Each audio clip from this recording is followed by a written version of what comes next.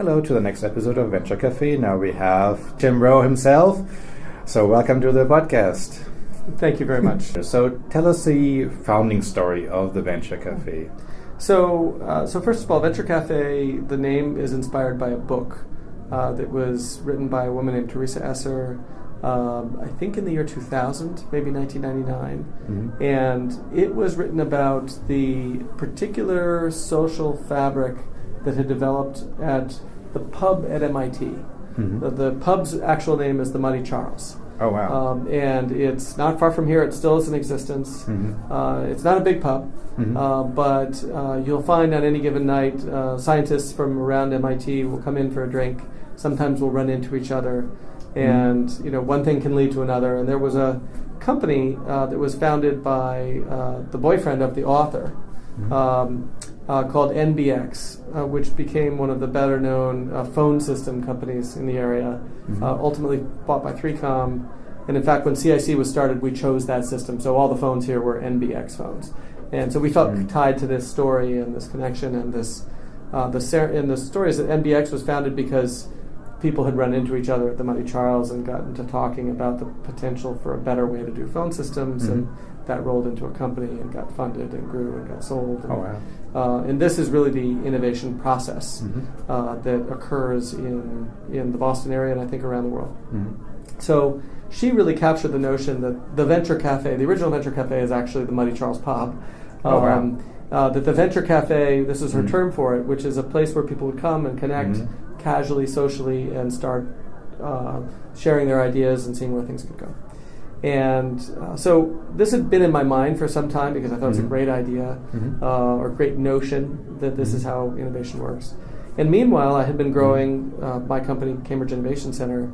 Originally, it was just my wife and I, and mm-hmm. then some friends from MIT, and various people piled in, and it grew bigger and bigger mm-hmm. until probably around the time we founded Venture Café, there were several hundred companies here. Right. And I was reflecting that in some ways the vision mm-hmm. of the Venture Café had occurred within CIC right. because there were all these cool companies in the same building mm-hmm. and people meeting and connecting and so forth. But then I realized that in some ways it hadn't occurred. Mm-hmm.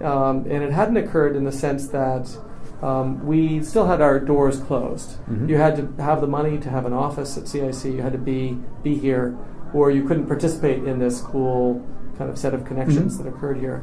And I'm not sure quite why, but what's always driven me is this notion that I want to connect people, everybody mm-hmm. together. I want to find what you have in you, Horst, right. that's special, that you might not be communicating to others. Mm-hmm. And why is that so valuable to you? I think that it's just a personal drive that I mm-hmm. cannot explain. Okay. But I'll tell you that I get just a huge feeling of warmth when I find a match. It's right. like that game of concentration where you're turning cards over, mm-hmm. and you have the 2 eights, yep. and you say, "I got a match," yeah. and so that's the feeling I get. Mm-hmm. And so now we know what's on your phone, what games. I guess so.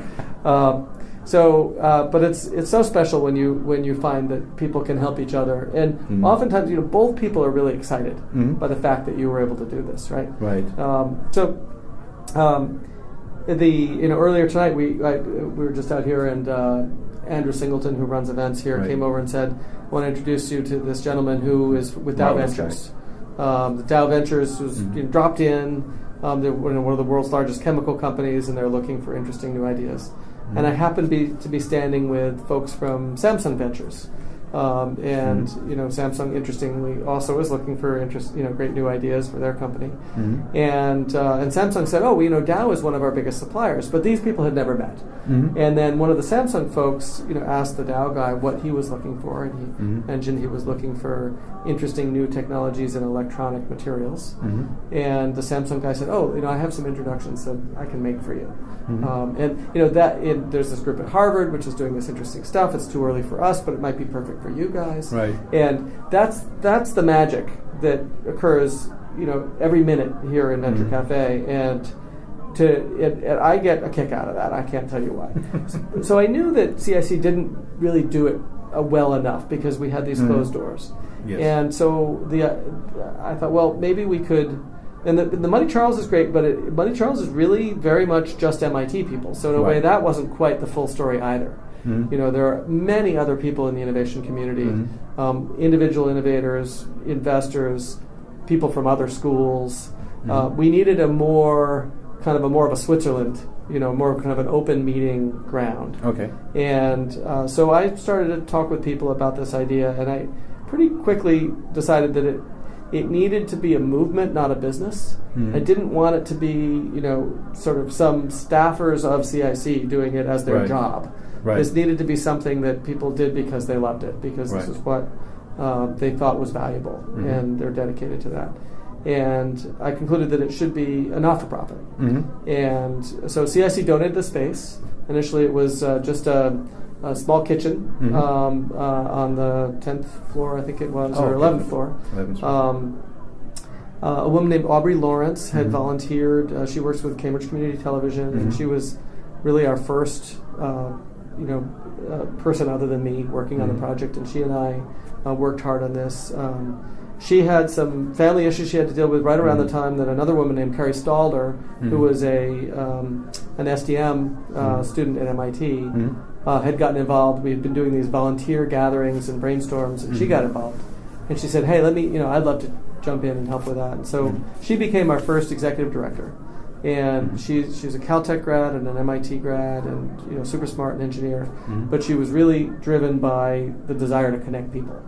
And she went and built this, what you see here today, this sort of intense connecting environment. We decided to have an open bar, which was not a big cost for CIC to underwrite. We were happy to do it.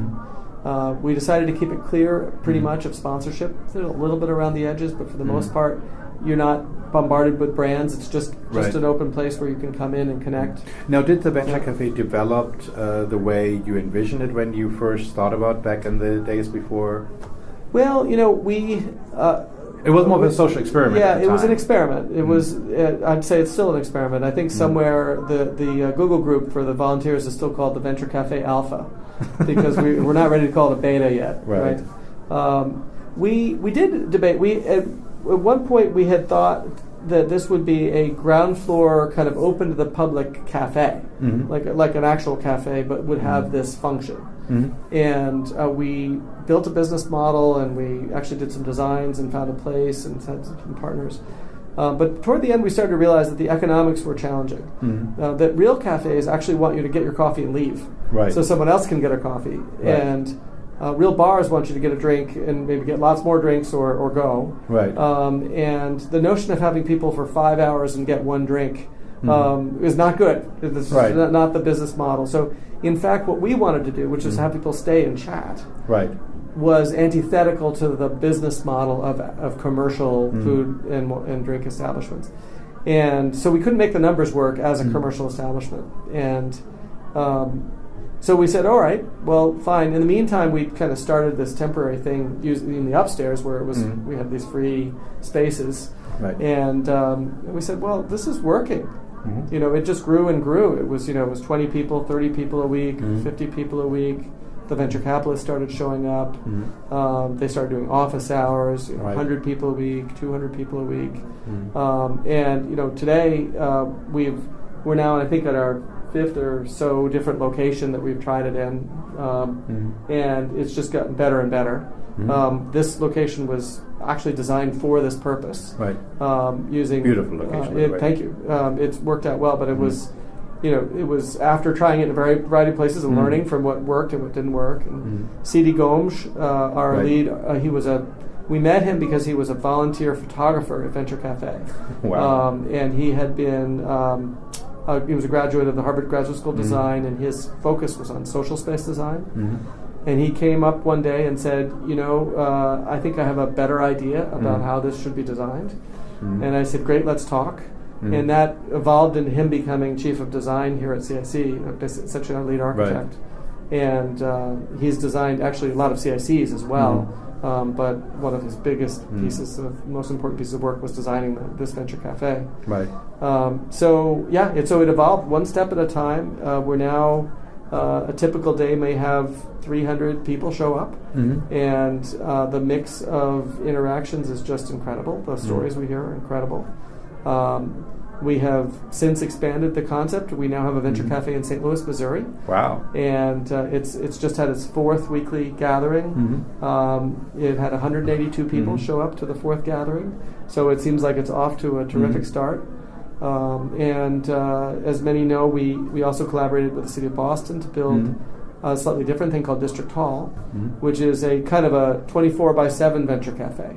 Right, it's a building for the purpose of people meeting and gathering that's used all the time, and it's really growing. It's really grown. It's done well. I heard that it has from now today we're at the end of October, so we have 2 months left in the year, and I heard that there are 140 events scheduled in the remaining 2 months of the year. Wow! And we're not even done yet. I mean, there will be more that get scheduled. So it's just full, all kinds of things going on there, and here. We're just really amazed and excited with how well it's gone. A number of wonderful people have subsequent to Carrie have taken on the executive director role and have really shaped it and grown it with each new face. Carlos Martinez Vela is now the president. Kevin Wyant is the executive director. Right. And it has just become a juggernaut. No, okay, we have many people coming in, but if somebody wants to do more for the Venture Cafe, wants to contribute to the Venture Cafe, what would be the best way to approach the Venture Cafe?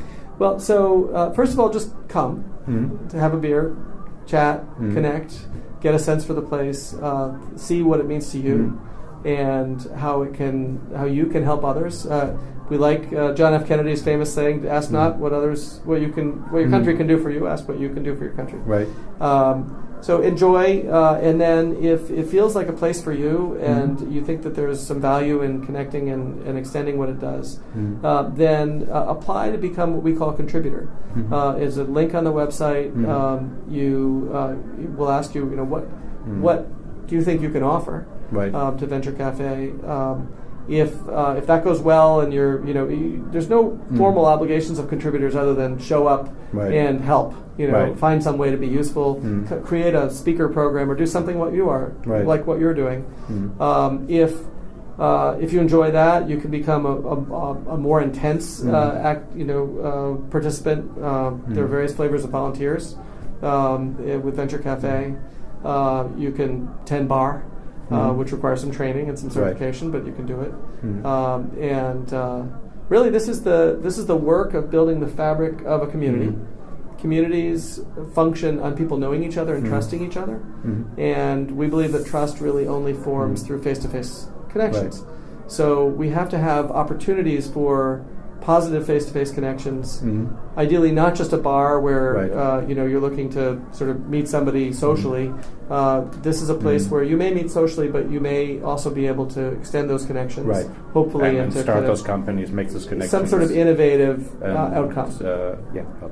Well, thank you so much for being on our podcast and talking about the founding of it. My pleasure. Thank you, Horst.